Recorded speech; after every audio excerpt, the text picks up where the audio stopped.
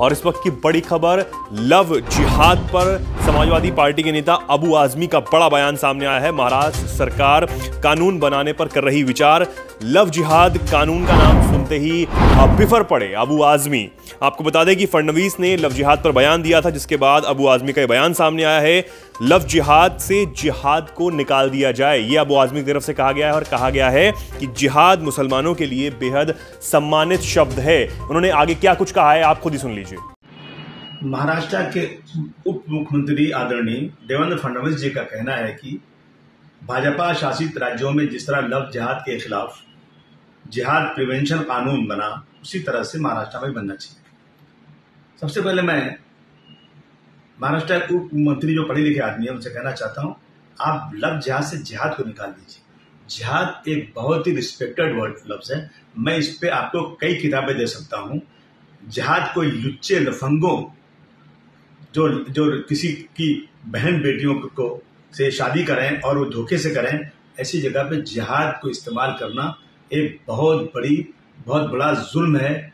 जिहाद लफ्ज के साथ आप जरूर कानून बनाइए, मगर मैं आपसे पूछूं कि सर, आज तक आपने किसी मुस्लिम जमात या किसी मुसलमान से ये सुना क्या कि जाओ हिंदू लड़कियों से शादी करो और बेटी बचाओ बहू लाओ के नाम से उनका धर्म परिवर्तन करो और जो करेगा ये काम उसको हम 2 लाख रुपए देंगे? आज तक आपने सुना?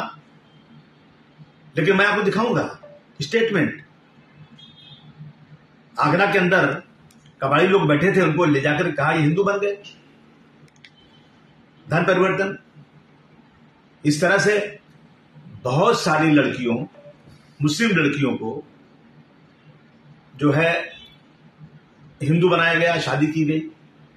18 साल की उम्र के बाद सब आजाद हैं, कोई भी कुछ कर सकता है। आप ये कानून बनाइए। मैं समझता हूं कि इससे बहुत सारे परिवार को, उनकी माँ बाप को खुशी होगी कि वो अगर हिंदू हैं तो उनके घर में कोई मुस्लिम लड़की ना आने पाए, और अगर वो मुस्लिम हैं तो उनके घर में हिंदू लड़की ना आने पाए। जो उनकी संस्कृति है, जो उनका रवाज है, उससे खराब होता है। अब बनाइए। डॉक्टर भीमराव अंबेडकर साहब के कानून ने 18 साल की उम्र के बाद लोगों को आजादी दी है, उस आजादी को खत्म कीजिए, मुझे खुशी होगी। मैं नहीं समझता हूं कि कोई शख्स ये बहुत खुश होगा कि किसी और धर्म की लड़की को लाकर शादी की जाए। कानून बनाए, लेकिन ये कानून सिर्फ और सिर्फ मुसलमानों को तंग करने के लिए नहीं बनना चाहिए। आज भी अगर मस्जिद में अजान होती है तो सुबह 6 बजे के पहले और रात को 10 के बाद। लेकिन मैं फडणवीस साहब, मैं आपको एक नहीं लाखों ऐसी मिसालें दूंगा कि जो रात भर कहीं कीर्तन के नाम पर, कहीं और किसी नाम पर पूजा होती है, लेकिन किसी मुसलमान ने उसका कभी विरोध नहीं किया।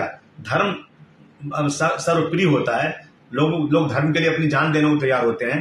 लेकिन आप लोग मस्जिदों के बाहर, मस्जिदों पे अगर लाउड स्पीकर जोर से बज जाए या सुबह 7-6 के पहले। वीके न्यूज, राष्ट्र के नाम।